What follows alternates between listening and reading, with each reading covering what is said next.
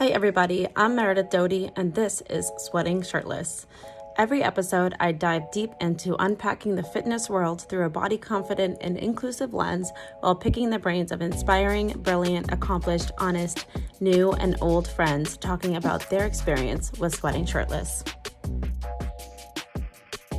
In this episode, I sit down and chat with Candice Peak and discuss her beginning in fitness as a competitive swimmer, turned marathoner, turned intercycle junkie, turned fitness instructor at the Handlebar and Barry's, and all the peaks and valleys along the way.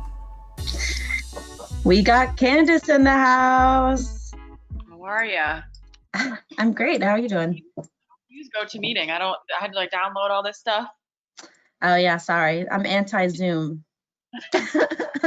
Well, thanks for joining. This is Sweating Shirtless, and I'm excited. So I wanted to start off by talking about your fitness background. I know that you used to swim, but I've never really talked to you about it before. Yeah, I was a competitive swimmer for 15 years, swam through college, and then I retired from swimming when I was 22. And then once you graduate, you kind of, as a swimmer, like you can't really become a pro swimmer. You can, but it's not a super, lucrative career to go into. So that was kind of the end of the road for my swimming stuff. And when I pivoted into real adult life, getting, a 9-to-5 job or whatever it is, the amount of time that I had for movement and exercise, and obviously my training wasn't taking up any of my day anymore. So coming from where that was my day to day, where I was training for 5-6 hours a day, to not having to do that was a big change. And I originally moved to just doing long distance running and didn't start teaching until I was 26. So yeah, 4 years I didn't teach fitness classes. I didn't do anything. Just doing my own thing, and didn't really get into the boutique fitness stuff until I was probably 25, and went to the Handlebar for the first time. And it was one of the places that, the music, the people in the room, it felt like a team, and I missed that. I'm not a huge self motivator. If I don't have a class time to go to, or I don't have to be somewhere, or somebody else isn't counting on me to be there, I just won't go. It's just, I need that structure. I thrive off that structure. And so when the Handlebar opened, finding that place, that was just such a big moment for me of, this is going to be something that I'm really going to connect with because of the scheduling, and everyone's there, and it's a huge community in those walls, and the coaching that goes on from the instructor and their interest in everyone, really made me super interested in the group fitness scene. And so then I worked at the desk at the Handlebar for probably a year, and then tried out to teach spin without any prior experience, and somehow got into the training program. And now 6 years later, I'm still there. So, but yeah, the fitness has always been such a big part of my life. And when it was most of my day, and all my friends are swimmers and we're all athletes, and then being spit out into a whole new world with all my friends not there. I went to school in Wisconsin, so none of them are from New England. And so back here, and just not having that network anymore, and having someone to kind of push me through, I really enjoyed and gravitated towards the group fitness scene, both as a client and then eventually an instructor. Yeah, I can resonate with that a lot, especially the structure. I am like you, I strive off the structure, and without it, if I don't have something to hold me attainable, I may not attend. I may not be there. Yeah. Yeah, that's why you'll see me, I sign up for classes throughout the week, because if I don't, then I'll tell myself I'll drop in, but then you won't. Yeah, there's no ability. And if I'm faced with, do you want to sleep an extra hour, or do you want to go meet your friends out or go to a class? I'm always going to choose sleeping in or going to meet up with my friends over the class. And there's nothing wrong with that, but sometimes I find that I'm my best self when I have an opportunity to like move my body. Mm-hmm. Yeah. And it's been so tough in quarantine, which is why it was great to see that you were offering them classes virtually, even though I know they're tough.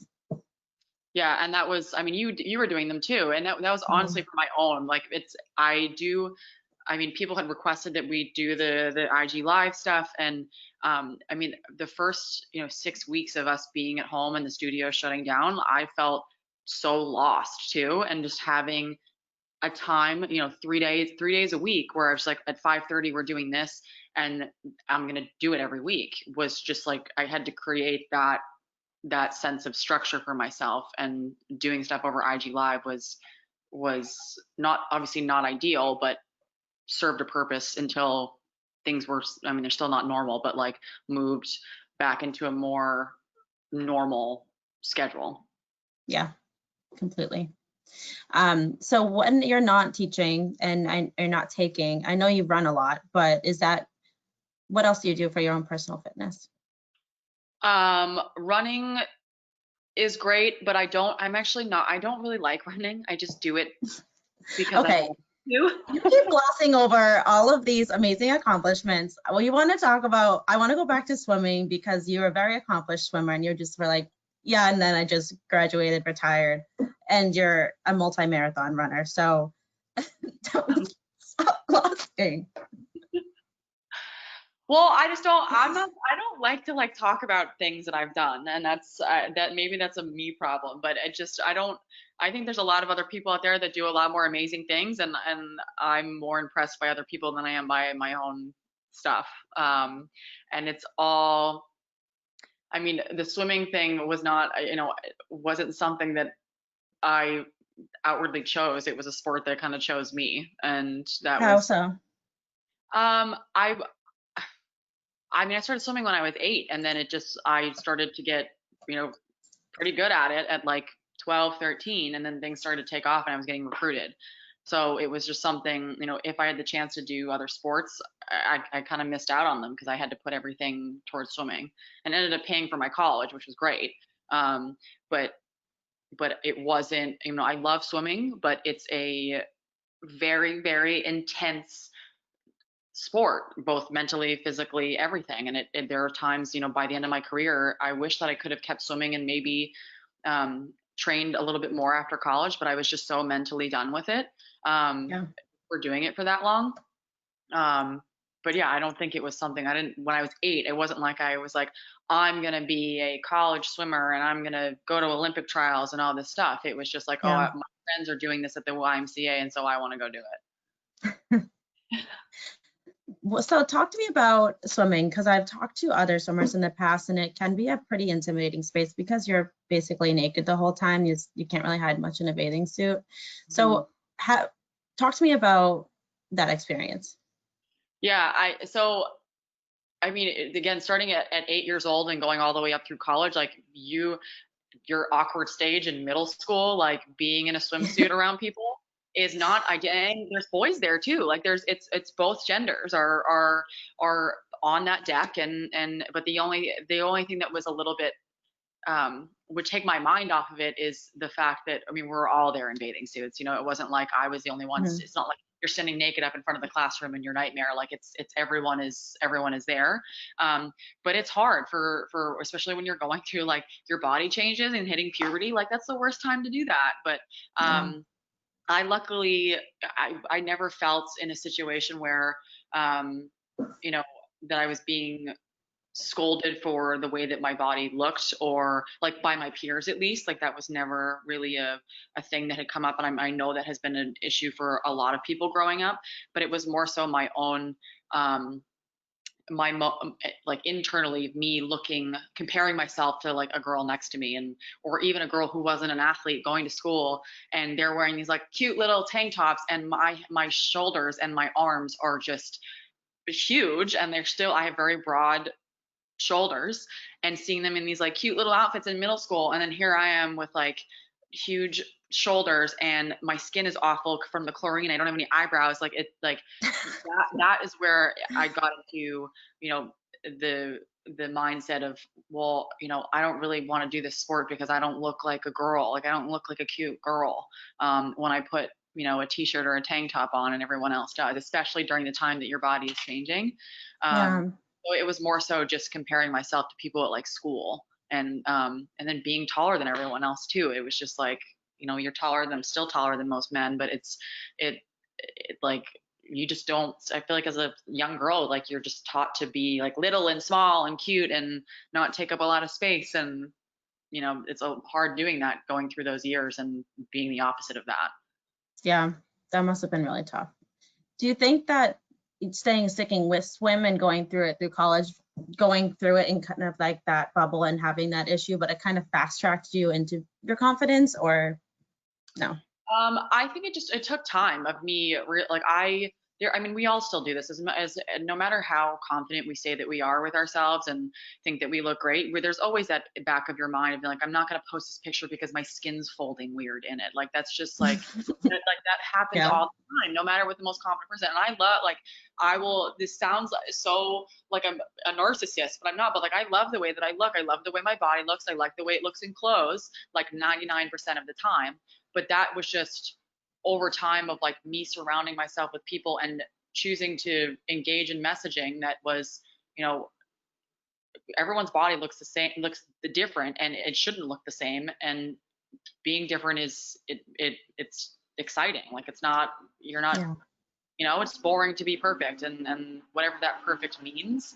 You know, I don't want to look like the person next to me. I don't want the person next to me to look like me. So it's just, I think the generation that we're in. I know that you're younger than me, but like there has been such a shift of more body confidence, which I love, and I hope that continues on.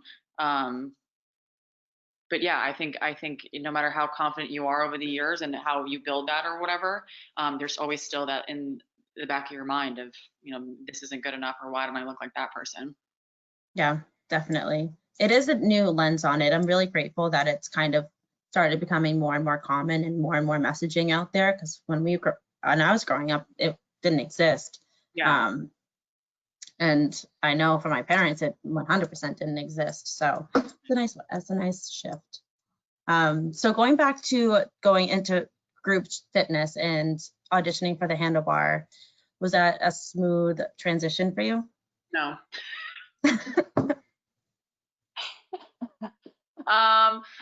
It wasn't, so it was hard. I mean, and group fitness, you know, 6 years ago looked worlds different than it does today.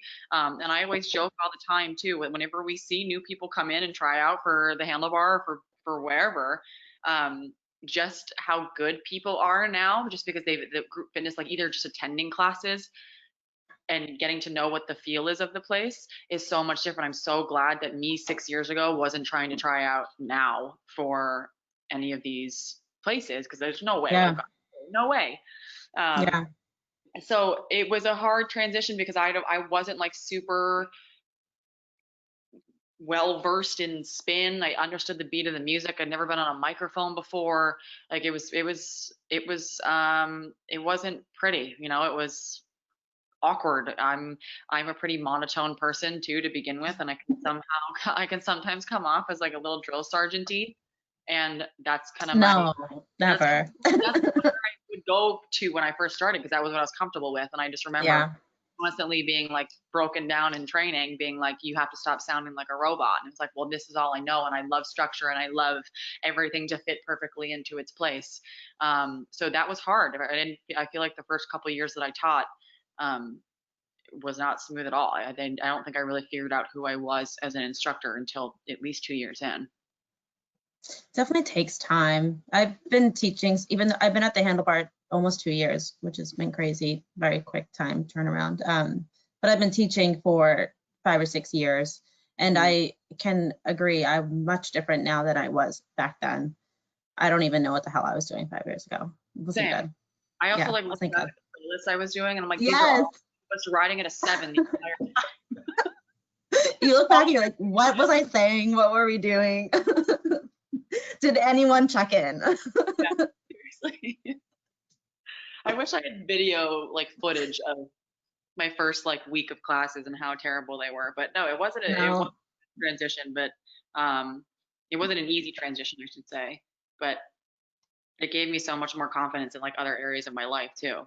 So It is crazy being on a podium for that long will somehow give you confidence, even though it can be terrifying. yeah, totally.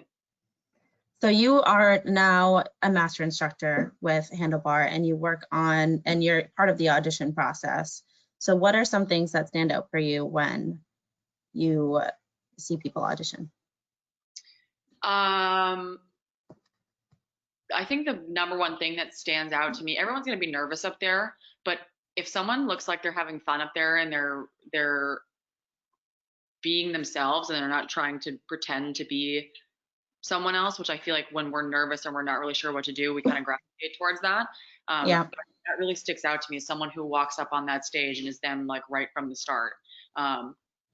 And because even if they're not totally confident, it seems like they're confident in just being themselves. And I think that's a huge thing.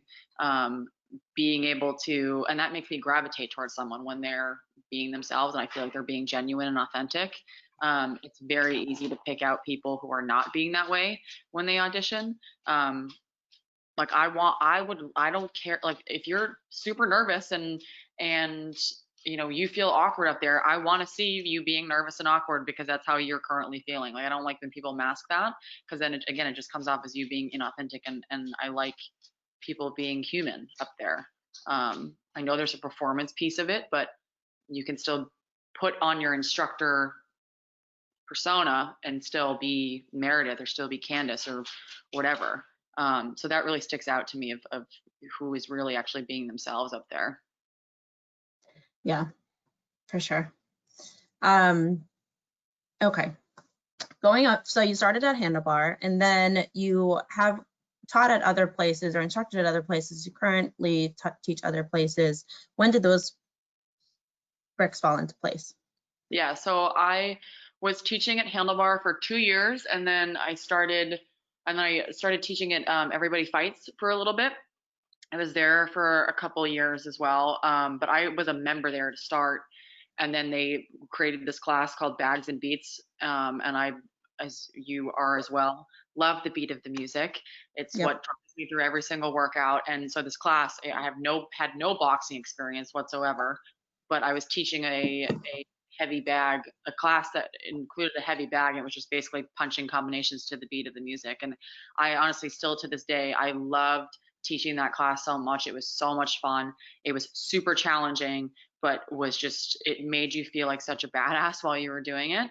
And I spent, that was the only class that I ever taught at EBF. I never really branched out into their training classes or anything like that. I just loved the Bags and Beats stuff. But then I think I was at EBF for probably 2 years. And then Barry's had reached out and asked if I was, you know, had any interest in going through training there and starting to teach there. And I made the jump over to Barry's and ended up leaving Everybody Fights to go start at Barry's about 2.5 years ago at this point. So I mean, that was a big change as well. Totally different workout. Combined a lot of the stuff that I like to do on my own time and the classes that I like to take. I was a Barry's client before that, with the running and the lifting heavy weights and the music again, like still there, and just the, you know, the high intensity aspect of it and being in a room with 50 people was great. And I'd always looked up to a lot of the Barry's instructors and what they had built. And I mean, Barry's is a huge corporation, so it was kind of not really, it wasn't an end goal, but was at one of the items on my list of like, it would be really cool to teach here, but never really thought of it until the opportunity came up. So, so yeah, I've been Barry's now for 2.5 years, and I feel like that flew by too. Yeah, time's flying. Even 2020, it's like, how is it October? What was training for Barry's like? It was brutal because of the training, because my teaching schedule at Handlebar, and I had left EBF when I started training at Barry's just because I couldn't do everything at the same time, and with the full-time job too. So we had to take like 5 or 6 classes a week at Barry's, which was insane. I've never been in better shape in my life than going to being in that training program. Had to take like five or six classes a week, and then on the weekends we would be in the studio on the microphone, like running through classes and practicing writing workouts and having our workouts be critiqued for hours and hours on the weekends. Just because again, I couldn't do it during the week, can't do it in the middle of the day because of work. And so the training process was like, I think like 4 or 5 months long, just because of the only weekend stuff. And it was exhausting just teaching the full, I was teaching probably 8 at Handlebar at the time. And Wow. then taking all the Barry's classes and then the weekend stuff. It was crazy. And I was training for a marathon too. Candice, how do you do all this? I didn't have any social life for those 5 months, that's for sure. So that was like a combination of all of those things together was kind of horrifying. But it was, I mean, I learned so much in the Barry's training, just especially with me programming workouts. I had never done that before with the Handlebar stuff. It's like you make your playlist. And I know not everyone is like this, but I make the playlist. I don't know what I'm doing before I get on the stage. It's just, I start the class and whatever happens. As long as I have the road in place. But Barry's, it's a lot more involved because one, I think people can get really, really hurt in there lifting up heavy weights. I think being on a bike, you can hurt yourself, but you're connected to the pedals and we're not really doing anything that crazy. It's not like we're doing a squat to a clean to a press in the middle of a room with 50 people. So writing that workout would take so much time, and then we'd get it reviewed by another one of the instructors and they'd give us feedback on it, and they most of the time would just rip it apart being like, this doesn't make sense because then your other weight's going to be over here and you're going to be going from the bench to the floor to the bench to the floor and it's too much. So very involved. Yeah, that is a lot of moving parts. I've been to Barry's, you just kind of take it for granted that it just works, but obviously there's a reason why it just works. And teaching 2 workouts at once is challenging too, because you have to do the treads and the floor at the same time. It's not easy, but because everything's timed and the structure is there, it's once you do it a couple of times, you get it down. Yeah, that makes sense. There's no other time you get in better shape than it is training for teaching a new class. Like after Handlebar training, I was like in tip-top shape. Yeah. Like, I had never spun so much in my entire life. I know. I loved it. Do you feel like, because I remember after training at Barry's, I like didn't go to a Barry's class for like 4 months because I was like, I can't do this. Like I've taken so many and I'm all set. No, I like it because I was like, I'm crushing this right now. So I enjoyed like going and being good at it. And I just love spin. So whenever I have a moment, I usually go. Yeah. As long as I book it first. Yeah. So talk to me about training. I've never trained for a marathon. I've never run a marathon. So how do you start that? It depends if it's your first one or if it's your, 4th one or whatever it is. It just depends on where you're starting. If you're someone who, like my first one, I started off really slow, as far as like not slow like speed wise, but like, well, also speed wise, but as like building stuff up, building the mileage up. And it's a 3-4 month process. So you have to make sure that you are doing your scheduled runs, and cross training is such a huge thing. That is a big mistake I made with my first one, is I was only running, and I ended up injuring myself after the first one I did. But making sure that you're creating a schedule that works for you and that you're going to be able to stick to is a huge thing too. Like I always did, this is before I was, I don't know if I had started teaching yet when I ran my first one. I don't think I did. So I had Saturdays open. And so I knew that I was always going to do my long run on Saturdays because I wanted to be able to, like, if I wanted to go out and see my friends on Saturday, if I wasn't too tired, and not have to worry about getting up Sunday morning and doing a long run. And that was just mentally worked for me, and making sure that like I was only running in the mornings during the week because I knew I wouldn't do it after work because I'd be too tired. So it's such an individual plan for each person.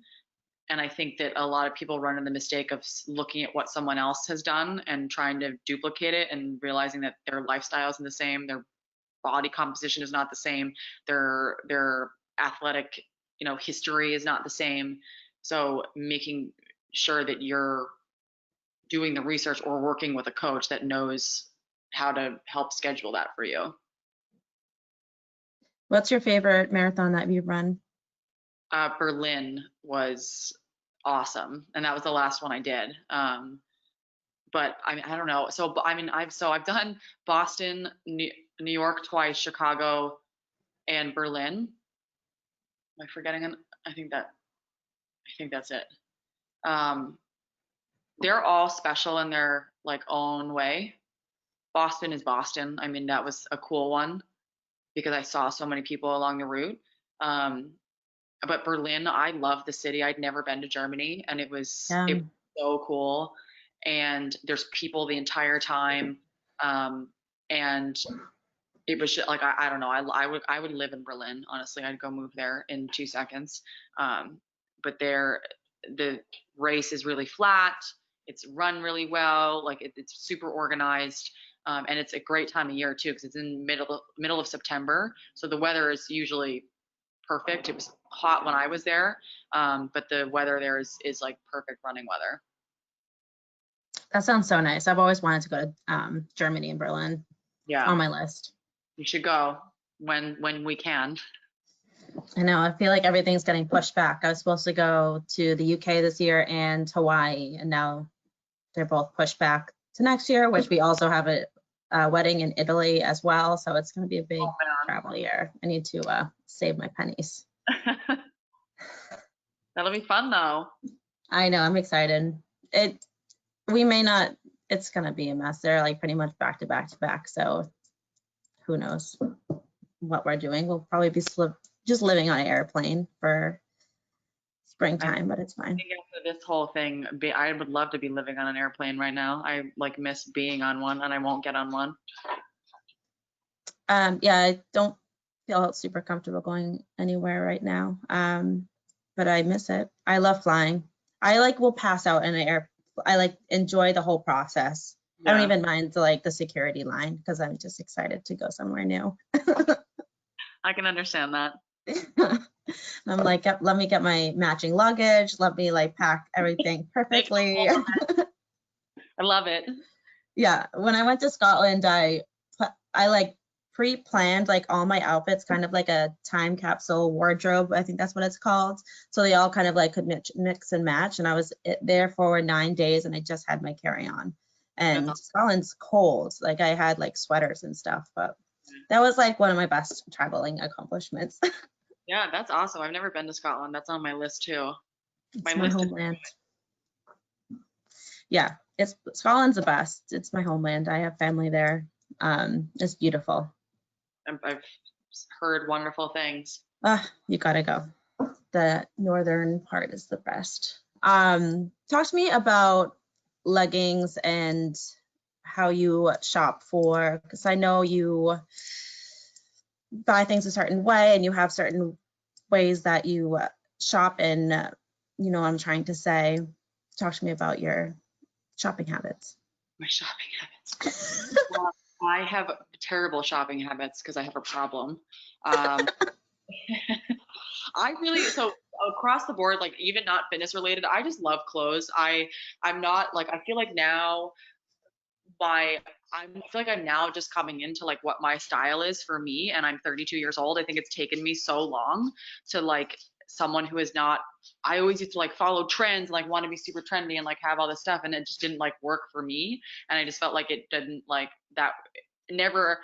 It wasn't someone would ever see something and say, oh, that's something that Candice would wear. It's something that everyone else is wearing. So even with the fitness stuff, the leggings and all that, I like a wide range of brands and things like that, but I do like to keep them all pretty simple. I do put a lot of importance on where they're coming from too, and this is just my own personal thing where I just want to make sure that the way that they're being made is done so in an ethically proper way, and isn't affecting the environment too much, which is, I know, kind of a Debbie Downer for this conversation, but there's just so much, like with the fast fashion, there's just so many options out there. And so I've tried to put more thought into not just with fitness stuff, but with all of my shopping things that I do, that they're checking those boxes for me. But I'm also a huge fan. I mean, when I first started teaching, like high-waisted leggings were like not a thing. And Really? now, no, they like weren't really out yet. They didn't become a thing until like probably a couple of years into teaching. Maybe That's you so think weird to me. differently. I don't know, because you've been teaching just as long as I have. Um, but like I remember I having like the I Lululemon don't know. Wonder Unders, and they were like, they cut me off like right in like below my belly button. So I never really got into like luxury brand, the more expensive side of fitness gear until recently because I just didn't have the money for it, Yeah. or made the budget for it. Mhm. So I was like rocking Old Navy and what else did I rock? I think like a lot of Old Navy and stuff, and they seemed high-waisted. I mean, I would never put low-waisted anything on me as just a no, so it would not work. I don't think we can ever go back to not having high-waisted pants. I do. My jeans are all high-waisted. My mom makes fun of me for them because she calls them mom jeans, which is like, it's the look, mother. So, Duh. but I can't. I gravitate towards those for sure. Have a weird thing with capri length leggings. I don't own a single pair. I hate them. They Capri or like 7/8? 7/8 is fine, but like the ones that like cut you off in the middle of your calf, I cannot. My calves are not small, and so I would be like purple on like the bottom half of my leg. I agree. I don't really like cropped leggings either. I just had like one last pair. I sold it on Poshmark. Poshmark. I've been putting stuff on Poshmark. I've been a big Poshmark person for years. Gotta Yeah, get. it's a good way to, if you're like us and you buy a lot of clothes, it's a great way to keep it Yes. moving. Yeah. Yeah. Keep it I moving. have a wide range of stuff that I like. No particular brand. I mean, I'm contractually supposed to be saying that I love OV, and I do, and I do love OV a lot. But they're not the only brand that I wear. I like OV a lot. Yeah, I like their tops specifically. That's where I like kind of fell in love with them, is because a lot of the Lulu tops, like, they cut into my neck, and I don't like Mm. that. I don't have a large chest. It's again just it's my shoulders, and like just this area just gets like chafed from those bras and Mm. and so I remember I first tried the OV, like their like original top, and I was like, this is perfect, like made for different body types. Yeah, they're like a little thicker and a little softer, I feel. Mhm. I was just gonna say I really like my OV tops. Yeah. Um, I've been getting into Lulu tops. I don't like love cleavage, especially while on a spin bike, and I don't I'm not very super endowed, but enough that I feel uncomfortable if my tits are in your face. Yes. And Yeah. like on a bike, they're very much like on show. So, but I've started like, but I also don't love it like super high neck because like I sweat, right? Like I have sweaty like chest. I don't know. Yeah. So then it like just gets like sweaty and sticks to me. So it's a struggle. We're working through it. Luckily, there's a lot of Um, options now. huh? They said there's a lot of options now. I know. Yeah. And I don't worry. I've tried most of them, if not all at this point. So no issue finding them. My boyfriend's like, you really have another like 7 packages at the door. I'm like, please stop. I'm like, don't worry, it's fine. It's fine. Just ignore it. It's fine. Don't worry. Although I'm starting to look at like the process of thinking about buying a house, and Yeah. my friend's taking a class and she's like, they go and look and see like when you got your like how much you spend after each paycheck. And I'm like, oh shit, like better get out of my system now. I know. Seriously, they look through everything. It's a scary time. I did not realize. I thought you just kind of like, if you had a decent credit score and you had the money to put down, then you can go. But They want to make sure you can make your mortgage payment every month. well, I'm just learning that now. Adult life. Yeah. Scary. So regarding the name of this show, Sweating Shirtless, I know now that for the most part you teach in a sports bra, but has it always been like that? No, I didn't. So, and the reasoning for me not teaching in a shirt anymore is not like a big epiphany moment or anything for me. So that might be somewhat disappointing, but it was because the air conditioning broke in Southie like 5 years ago, and it was August, and we still had classes, and it was just, I used to teach in a tank all the time. And then after that moment, I was like, it's actually way more comfortable just to be in a sports bra, and leggings, and not wear this like cotton tank top. So, that was the moment, and I never put a shirt back. That is kind of an epiphany though, because you never know until you try it. You know? Yeah. Well, and also no one else was doing, and there's so many, it's like no one else was teaching with just a sports bra on. Like it was, like I felt like at that point, it all started to shift, and now I feel like mostly everyone does, and not mostly everyone, but a lot of people in class too. I mean, everyone, it's obviously all based on comfort level, but I feel like when I first started teaching, no one, not a single person, took their shirt off for class. That's interesting. What do you think, when was the shift, and what do you think caused it? It was well, again, the air conditioning thing is like kind of a joke, but I think that more people saw that other people were doing it, and that it was like acceptable to do it, and then they were like, okay, so I'm gonna do it too if somebody else is doing it. And I think it's a good thing. I mean, I don't like when people are doing what other people are doing, because but I think it gave people more confidence, being like, okay, this person next to me or my instructor isn't teaching with a shirt on, so it's going to make me feel comfortable to take mine off because it's 900 degrees in here. And we're again, seeing someone next to them too, being like, that person has it, so why can't I? I think there was maybe a shift of like acceptance of, who cares what you look like underneath that tank top? Just take it off, because we're working out and we're sweating and it's hot. Yeah. It's something about that extra layer. I just feel like claustrophobic sometimes. Yeah. And like, it's like, just like the high neck bra. It's like, it's sticking to me, like, get this off. Yeah. Even on like days where I don't feel like wearing just a sports bra, I do anyway, because we get so hot and spin that it's like unbearable, and I'm so used to not. Yeah. And once I start teaching and once I start riding, I don't think about that anymore. Yeah. That is true. Well, cool. Well, thank you for taking time on your beautiful Saturday. What are you doing for the rest of your day? I'm going to go visit Nana. And then I'm going on a date tonight, but that's it. That's all I'm going to say about that. First date, or it sounds like it's not a first date? It's the second date. Ooh. Yeah. Well, report back. Don't put this on the internet. What? This is going on the internet. This is what it is. You need to edit that out, that last part. I'll mute it, maybe. You could put a censor over my mouth when that happens, and the people will think I'm doing something like cool or like maybe illegal. We'll see. I don't know if I have the technical skills for that yet. Okay. All right. Well, have fun. Right. Report back. Maybe I'll put a little blurb at the bottom and give it a yay or a nay. I'll let you know how it works out. All right. All right. Well, have fun. Bye. Thanks for joining.